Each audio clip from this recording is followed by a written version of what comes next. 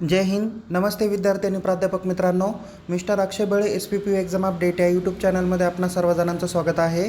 आत्ताच्या व्हिडिओमध्ये आपण BBA, BCA, BBM, BMS यांच्या CET सेल अंतर्गत ज्या परीक्षा घेतल्या जाणार आहे CETच्या, तर यांच्या परीक्षेचं हॉल तिकीट कशा पद्धतीने डाउनलोड करायचं याबाबत आपण या व्हिडिओमध्ये माहिती घेणार आहोत. त्यामुळे हा व्हिडिओ शेवटपर्यंत नक्की बघा. आवडल्यास या व्हिडिओला लाईक करा, शेअर करा. अधिक माहितीसाठी आपण आपल्या यूट्यूब चॅनलला सबस्क्राईब करायला विसरू नका. तसेच अधिक माहितीसाठी आणि प्रवेशाबाबत आणखीन माहिती जाणून घेण्यासाठी आपण आपल्या टेलिग्राम चॅनलमध्ये सहभागी होऊ शकता. लिंक डिस्क्रिप्शन बॉक्समध्ये देण्यात आलेली आहे. तसेच या व्हिडिओच्या शेवटी तुम्हाला परीक्षेच्या स्वरूपाबद्दल आणि परीक्षेबाबत काही महत्त्वाचे इन्स्ट्रक्शन देणार आहे. त्यामुळे हा व्हिडिओ शेवटपर्यंत नक्की बघा. चला तर मग आता बघूया हॉल तिकीट कसं डाउनलोड करावं. बघा विद्यार्थी मित्रांनो, सगळ्यात अगोदर आपल्याला हॉल तिकीट डाउनलोड करण्यासाठी आपण गुगल क्रोममध्ये जा. तिथे CET सेल एवढं जरी तुम्ही टाईप केलं तरी तुम्हाला या पद्धतीचा इंटरफेस बघायला भेटेल. त्यामध्ये 1 नंबरची जी काही लिंक आहे त्या लिंकवर तुम्हाला काय करायचं आहे, क्लिक करायचं आहे. त्यावर क्लिक केल्यानंतर या पद्धतीने आपण ऑफिशियल होमपेजवर महाराष्ट्र CET सेलच्या ऑफिशियल होमपेजवर जातो. त्यानंतर इथे 1 नंबरला तुम्हाला candidate registration for academic year 2024-25 दिसेल. त्यामध्ये तुम्हाला क्लिक करायचं आहे. त्यामध्ये क्लिक केल्यानंतर इथे थोडंसं खालती स्क्रोल करा. इथे तुम्हाला साइन इनचं ऑप्शन दिसणार आहे. तर तुम्ही परीक्षा फॉर्म भरण्यासाठी जो काही रजिस्टर मेल ID आणि पासवर्ड वापरला असेल तर ते दोन्हीही या ठिकाणी काय करा, एंटर करा. रजिस्ट्रेशन किंवा रजिस्टर ईमेल ID हा तुमचा युजरनेम असणार आहे. तर पासवर्ड तुम्ही जो फॉर्म भरतेवेळी वापरला होता तो टाका. जर आपल्याला पासवर्ड आठवत नसेल तर आपण इथे फॉरगेट पासवर्डमध्ये जाऊन पासवर्ड तुम्ही रिसेट करू शकता. सो आता आपण या ठिकाणी युजरनेम पासवर्ड एंटर करूया. विद्यार्थी मित्रांनो, आपण ज्यावेळेस लॉग इन बटनावर क्लिक केल्यानंतर या ठिकाणी तुम्हाला तुमचं होमपेज दिसणार आहे. या ठिकाणी तुम्हाला तुमचं पूर्ण नाव आणि इथे लॉग आउटचं ऑप्शन दिसणार आहे. इथे तुम्हाला रजिस्ट्रेशन, प्रोफाईल, हेल्प डेस्क दिसेल. थोडंसं खालती स्क्रोल करा. खालती स्क्रोल केल्यानंतर या ठिकाणी तुम्हाला हॉल तिकीट और ॲडमिट कार्ड असे तुम्हाला ऑप्शन दिसेल. तर गेट हॉल तिकीट या बटनावर क्लिक करा. क्लिक केल्यानंतर इथे 1 नंबरचा तुम्हाला ऑप्शन दिसेल MAH BCA /BBA BMS BBM CET 2024 असं ऑप्शन दिसेल. आता काही विद्यार्थ्यांनी जर अदर काही एक्झामसाठी जर काय अप्लाय केलेलं असेल तर त्यांच्या त्या एक्झामचे देखील हॉल तिकीट या ठिकाणी त्यांना दिसणार आहे. सदर विद्यार्थिनीने फक्त BBA BCAच्या CETसाठी अप्लाय केलेला होता म्हणून तिला एकच ऑप्शन या ठिकाणी दिसत आहे. सो गेट हॉल तिकीट या बटनावर क्लिक करा. इथे तुम्हाला डाउनलोड ॲडमिट कार्ड असा तुम्हाला इथे टॅब दिसणार आहे आणि इथे तुमचा ॲप्लिकेशन नंबर, तुमचं पूर्ण नेम येणार आहे आणि इथे डाउनलोड जे बटन दिलं आहे त्या बटनावर क्लिक करा आणि हॉल तिकीट काय करू शकतो, आपण डाउनलोड करू शकतो. तुम्हाला हॉल तिकीट डाउनलोड करण्याची लिंक आपण आपल्या या व्हिडिओच्या डिस्क्रिप्शन बॉक्समध्ये पण दिलेली आहे. तुम्ही ती व्हिडिओ किंवा ती लिंकचा वापर करून तुम्ही तुमचं हॉल तिकीट डाउनलोड करू शकता. जर तुम्हाला डाउनलोड करायला काही प्रॉब्लेम असेल तर चॅट बॉक्समध्ये तुम्ही मेन्शन करा. तुम्हाला त्याचे सोल्युशन तुम्हाला निश्चित दिलं जाईल. आता आपण हॉल तिकीट डाउनलोड करूया आणि पेपरबाबत अधिक माहिती घेऊया. बघा विद्यार्थी मित्रांनो, इथे आपण हॉल तिकीट तुम्हाला समोर दिसत असेल डाउनलोड करून ठेवलेलं आहे. तर यामध्ये बघा सुरुवातीला डाउनलोड केल्यावर तुमचं फुल नेम ॲज पर तुम्ही रजिस्ट्रेशन करताना जसं यूज केलं होतं तर ते नेम या ठिकाणी येणार आहे. त्यानंतर तुमचा रोल नंबर किंवा युजर नेम असणार आहे. तुम्ही ज्यावेळेस परीक्षेला जाताल तर तिथे लॉग इन करताना तुम्हाला युजर नेम विचारलं जाणार आहे आणि पासवर्ड विचारला जाणार आहे.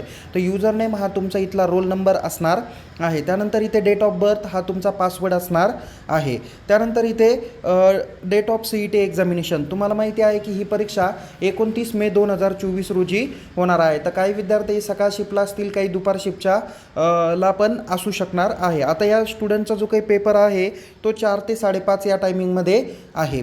तर यामध्ये तुम्हाला रिपोर्टिंग ऑफ टाईम किंवा जी काही CET देण्यासाठी तुम्हाला जो काही रिपोर्टिंग टाईम आहे तो तुम्हाला 2:30 PM दाखवलेला आहे. म्हणजे ज्यांचा 4 वाजताचा पेपर आहे त्यांना परीक्षेपूर्वी 1.5 तास अगोदर परीक्षा केंद्रावर उपस्थित राहायचं आहे. आणि गेट क्लोजर टाईम हा तुमचा परीक्षा सुरू होण्याच्या अर्धा तास पूर्वीच तुमचं गेट काय होणार आहे, क्लोज होणार आहे. तुम्हाला क्वेश्चन पेपरची जी काही लँग्वेज असणार आहे ती इंग्लिशच असणार आहे.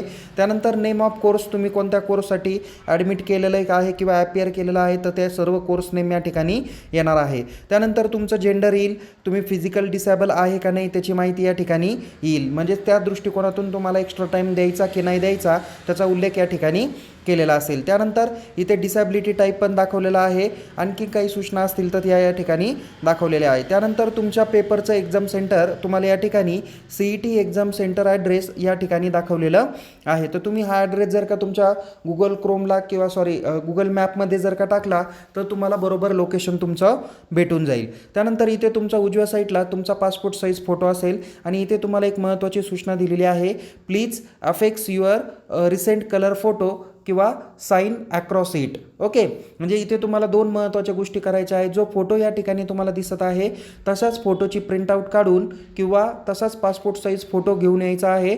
तो या ठिकाणी तुम्हाला पेस्ट करायचा आहे किंवा जरी दुसरा फोटो असेल तरी चालेल, बट शक्यतो असाच फोटो असेल तर उत्तम राहणार आहे. आणि तो फोटो घ्या, नंतर त्या फोटोवर एक आडवी क्रॉस साईन तुम्हाला करायचे आहे. म्हणजे तुम्ही हे हॉल तिकीट घेऊन येताना तुम्हाला पासपोर्ट साईज फोटो पण सोबत असून द्यायचा आहे. इथे काही महत्त्वाच्या सूचना दिलेल्या आहे की परीक्षा देताना तुम्हाला हॉल तिकीट बरोबर काही महत्त्वाच्या गोष्टी सोबत बाळगायच्या आहेत. तर त्या म्हणजे कोणत्या, ते म्हणजे तुमचं एक व्हॅलिड आधार कार्ड किंवा एक व्हॅलिड ID प्रूफ लागणार आहे. तो म्हणजे तुमचं आधार कार्ड किंवा पॅन कार्ड.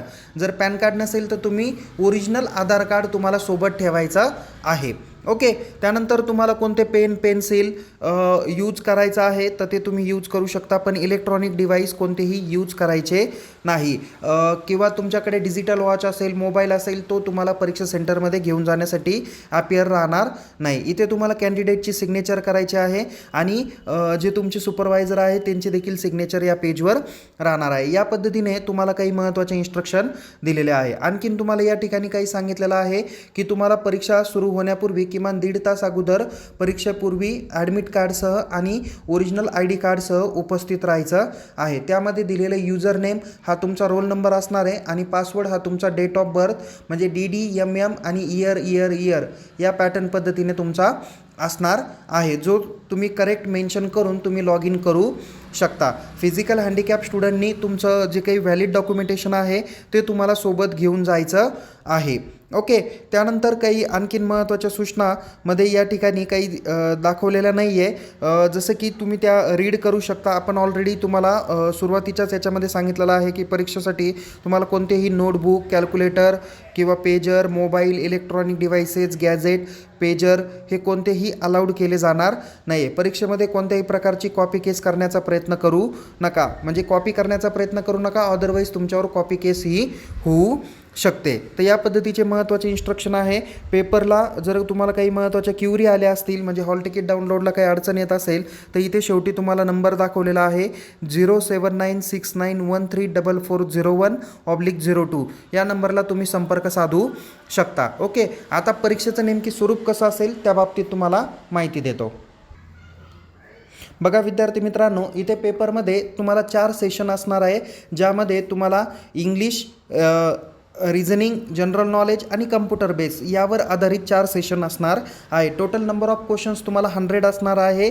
मार्किंग स्कीममध्ये तुम्हाला प्रत्येक बरोबर उत्तरासाठी 1 मार्क असणार आहे. निगेटिव्ह मार्किंग नाही आहे, म्हणजे जसं की अगोदर बाकीच्या एक्झामला कसे की 4 प्रश्न चुकले तर 1 मार्क जातो किंवा 2 प्रश्न चुकले तर 1 मार्क जातात, असे काही पद्धतीचे तुम्हाला निगेटिव्ह मार्किंग स्कीम अवेलेबल नाही आहे. तुमचा पेपर हा टोटल 1.5 तासाचा चालणार आहे, म्हणजे 90 मिनिटाचा तुमचा पेपर असणार आहे. पेपर हा ऑनलाईन स्वरूपात असेल, कम्प्युटर बेस्ड टेस्ट असेल, म्हणजे तुम्हाला सेंटरवर जाऊन तुम्हाला परीक्षा द्यायची आहे. त्यानंतर इथे नंबर ऑफ क्वेश्चनचे जे काही टाईप्स असणार आहे ते MCQ असणार आहे, म्हणजे प्रत्येक प्रश्नाला तुम्हाला 4 पर्याय असणार आहे. तर प्रश्न नीट वाचा, त्या खालचे 4 पर्याय नीट काळजीपूर्वक वाचा आणि योग्य त्या उत्तरासमोर काय करा, टिक करा. डाव्या साईडला तुम्हाला टिक करायचं ऑप्शन असेल तर त्यावर तुम्ही काय करू शकता, सर्कलवरती टिक करू शकता आणि नेक्स्ट पेजवर जाऊन किंवा नेक्स्ट क्वेश्चनवर जाऊन तुम्ही ते प्रश्न पुढचे अटेम्प्ट करू शकता. म्हणजे तुम्हाला 90 मिनिटात टोटल 100 प्रश्नांची तयारी करायची आहे किंवा 100 प्रश्न द्यायचे आहे. मी म्हणेल की मॅक्झिमम तुम्ही 2 मिनिटात 3 प्रश्न जर का सॉल्व केले तर निश्चित तुम्ही बरोबर व्यवस्थितरित्या टाईम कवर करू शकता. जे प्रश्न अवघड वाटतील रिझनिंगचे वगैरे तर ते तुम्ही सरते शेवटी सॉल्व केले तरी चालेल. बट विद्यार्थी मित्रांनो, जे प्रश्न बरोबर वाटत असेल ते खात्रीपूर्वक बघा. बाकीचे प्रश्न तुम्ही थोडेसे उशिरा सॉल्व केले तरी चालेल. पण एक महत्त्वाची ट्रिक लक्षात घ्या, 4 पर्यायापैकी जो पर्याय थोडासा मोठा असतो किंवा बिग असतो, लार्ज असतो, ते त्याचं शक्यतो तरी आन्सर असू शकतं. ओके, प्रश्न काळजीपूर्वक वाचा. कधी कधी तुम्हाला प्रश्न असे दिले जातील त्याच्यामध्ये ऑल ऑफ दी अबो असं आन्सर असू शकतील. जर प्रश्नामध्ये जर का तुम्हाला पर्याय दिलेले आहे त्यामध्ये 1 किंवा 2पेक्षा जास्त जर का बरोबर उत्तर असेल तर त्याचं ऑल ऑफ दी अबो हेच उत्तर असू शकतं. तर काळजीपूर्वक जरा थोडंसं बघा, टेक्निकली पद्धतीने उत्तरं लिहिण्याचा प्रयत्न करा. तर तुम्हाला येणाऱ्या परीक्षेसाठी खूप खूप शुभेच्छा. पुढच्या ॲडमिशनची प्रक्रिया आणि बाकी सर्व महत्त्वाच्या अपडेटसाठी आपण आपल्या यूट्यूब चॅनलला सबस्क्राईब करा आणि टेलिग्राम चॅनलमध्ये सहभागी व्हा.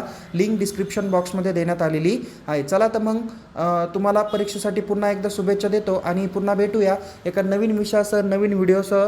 तोपर्यंत तुम्हाला परीक्षेसाठी all the best. Take care. जय हिंद. धन्यवाद.